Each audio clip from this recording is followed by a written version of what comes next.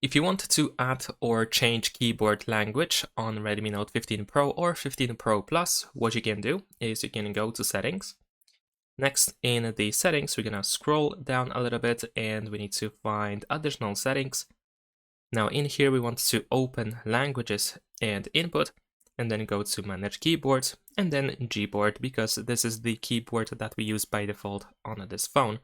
Now over here, we can go to languages and of course we can go ahead and press add keyboard in order to add a new language into our keyboard. So let's say I'm gonna choose Polish as an example.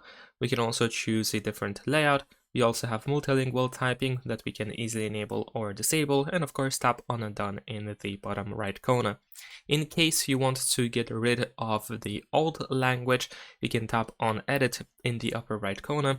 Select the language that you no longer want to have on your keyboard, and then we have the remove text. You can also change the order over here of these languages by grabbing by these lines on the right side. Now, in case you want to have more than one language, then that's completely fine, and you can switch between different languages when you open the keyboard. As you can see over here, this globe now appears, which we can use in order to quickly switch between languages, and you can see the currently selected language on the spacebar. You can also press and hold the spacebar in order to open the list of available languages. And that is pretty much it. Subscribe to my channel.